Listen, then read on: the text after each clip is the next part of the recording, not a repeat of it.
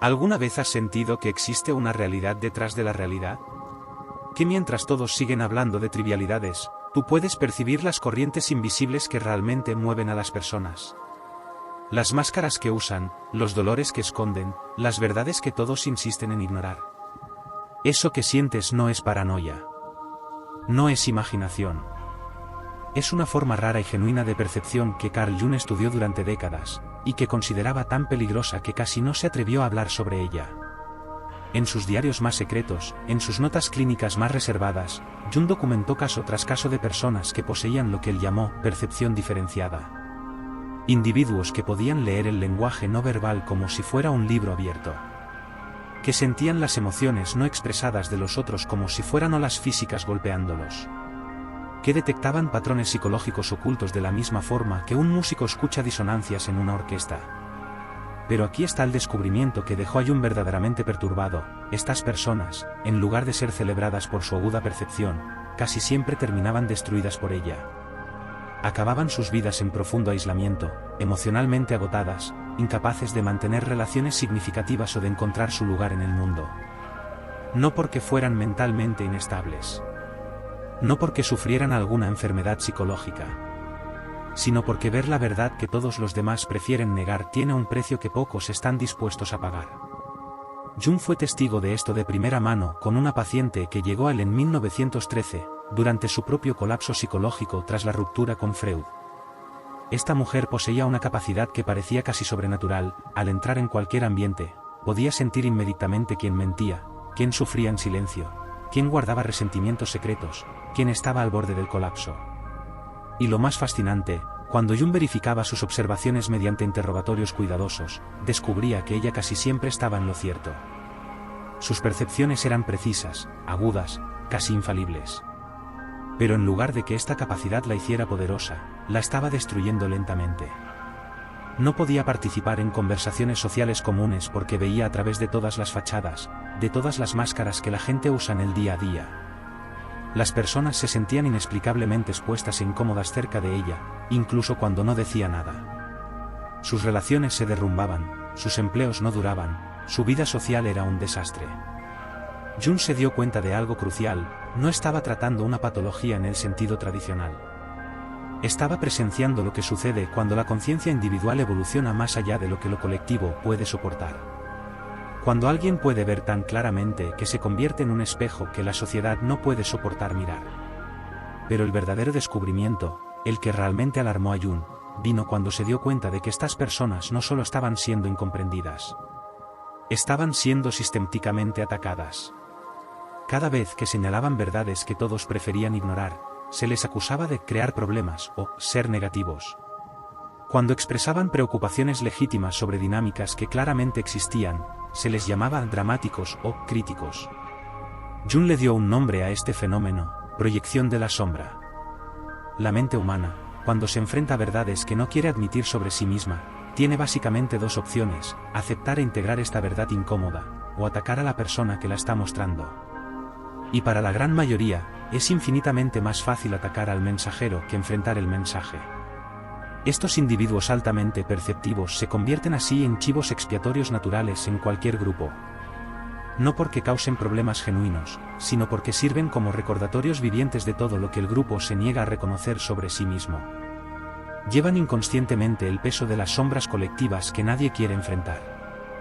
Jung fue aún más lejos en su investigación, identificando 4 patrones distintos de esta percepción avanzada, 4 formas diferentes en que este don se manifiesta, y en consecuencia, 4 formas diferentes en que puede destruir a quien lo posee. Al primer tipo lo llamó intuitivo emocional: personas que no solo perciben los estados emocionales de los demás, sino que literalmente los absorben en sus propios cuerpos. Para ellas, el dolor ajeno no es una abstracción, es una experiencia física visceral. Viven en estado de contagio emocional perpetuo, a menudo incapaces de distinguir dónde terminan sus propias emociones y dónde comienzan las de los demás. El segundo tipo es el intuitivo pensamiento: individuos que poseen una capacidad casi profética para leer patrones psicológicos y predecir resultados conductuales. Pueden prever crisis matrimoniales, colapsos profesionales, desastres relacionales meses o incluso años antes de que se manifiesten claramente. No mediante análisis lógico convencional, sino a través de una lectura intuitiva de los patrones inconscientes en juego. Al tercer tipo Jung lo denominó intuitivo sensorial, personas que pueden percibir las manifestaciones físicas de estados psicológicos en otros incluso antes de que esos estados se vuelvan conscientes para la propia persona.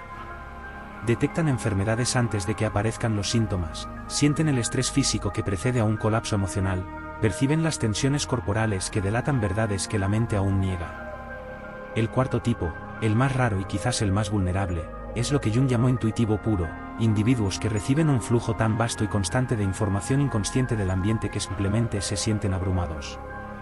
Ven todo, perciben todo, pero carecen de la estructura psicológica necesaria para procesar y organizar todo lo que captan. Viven en estado de perplejidad y confusión casi permanentes. Los peligros que Jung identificó son reales, mensurables y profundamente destructivos. Los catalogó meticulosamente en 3 categorías principales. El primer peligro es la perturbación del inconsciente colectivo. Estas personas, simplemente por existir de forma auténtica, perturban los acuerdos inconscientes que mantienen funcionando a grupos, organizaciones e incluso sociedades enteras. Rompen las ilusiones compartidas, las verdades convenientes, las negaciones colectivas que permiten a las personas coexistir pacíficamente. El segundo peligro es el aislamiento psicológico extremo, se convierten en islas de conciencia en un océano de inconsciencia. La soledad que experimentan no es solo social, es existencial. Es el dolor de habitar una realidad diferente a la que todos a su alrededor parecen habitar. El tercer peligro, quizás el más aterrador, es la disolución de la identidad, el riesgo real de perder completamente el contacto con la propia personalidad auténtica. Jung llamó a esto participación mística, un estado donde los límites del ego se disuelven y la persona se fusiona con los contenidos inconscientes a su alrededor, incapaz de distinguir dónde termina su propio ser y dónde comienzan los seres de los demás. Pero Jung, en su genialidad, no se conformó con solo diagnosticar el problema. Dedicó la mayor parte de su vida adulta a desarrollar una solución, un camino de transformación que llamó proceso de individuación. Este proceso, elaborado minuciosamente a través de décadas de trabajo clínico, consta de 3 fases distintas, cada una con sus desafíos y sus recompensas. La primera fase es la del reconocimiento y diferenciación, aprender a distinguir de forma consciente y constante entre lo que es propio y lo que es de los demás. Esto implica prácticas específicas de soledad, momentos deliberados de aislamiento para permitir que el material psicológico absorbido se asiente y la propia voz interior pueda escucharse con claridad. La segunda fase es la integración de la sombra, quizás la parte más difícil y crucial del proceso. Implica enfrentar valientemente el hecho de que todas las cualidades humanas que percibimos en los demás, incluidas las más oscuras, las más dolorosas, las más difíciles de aceptar, existen también en nosotros mismos. Este no es un viaje para volvernos peores personas, sino personas más completas, más íntegras, capaces de ver con claridad sin caer en el juicio o la condenación. La tercera fase es la de la participación consciente, aprender a relacionarse con el inconsciente colectivo sin ser tragado por él. Convertirse en un puente entre mundos, alguien que puede contener temporalmente los contenidos inconscientes de los demás sin identificarse con ellos, sin cargarlos como si fueran propios. La paciente de 1913, aquella que llegó a Jung al borde del colapso total por su aguda percepción, se convirtió en una prueba viviente de la efectividad de este método. Después de 3 años de trabajo dedicado con el proceso de individuación, su vida se transformó por completo. Aprendió a distinguir entre sus propias emociones y las que absorbía del ambiente. Encontró trabajo como consejera, donde su percepción diferenciada se convirtió en una poderosa herramienta para ayudar a otros que sufrían. Construyó relaciones genuinas con personas que valoraban sus ideas en lugar de temerlas. Y lo más importante, dejó de experimentar su aguda percepción como una maldición y comenzó a entenderla como Jung siempre insistió que era, un don que exige desarrollo consciente, una responsabilidad que conlleva recompensas profundas. Y este quizás sea el descubrimiento final y más importante de Jung sobre todo este fenómeno: tu capacidad de ver lo que otros no ven no es un defecto de fábrica. No es un trastorno que deba medicarse. No es una patología que deba curarse. No estás roto por percibir las verdades que todos a tu alrededor parecen determinados a ignorar. En realidad, representas una forma de conciencia que simplemente está adelantada a su tiempo. El peligro real no está en ver demasiado, sino en nunca aprender a usar sabiamente todo lo que percibes. No eres demasiado para este mundo, eres exactamente lo que la evolución de la conciencia humana necesita en este momento. Tu misión no es encogerte, no es disminuirte, no es fingir ser menos de lo que eres para caber en espacios que son demasiado pequeños para tu percepción. Tu misión es expandirte con conciencia, es crecer con sabiduría, es desarrollar la madurez psicológica necesaria para llevar el peso de lo que ves. Porque el mundo necesita desesperadamente tus ideas. Necesita las verdades que solo tú puedes percibir. Necesita la claridad que solo tu percepción diferenciada puede ofrecer. Pero necesita estas verdades entregadas de una forma específica, con integración, con sabiduría, con conciencia estratégica. Las necesita no como acusaciones, no como juicios, no como un arma más en la guerra constante entre egos.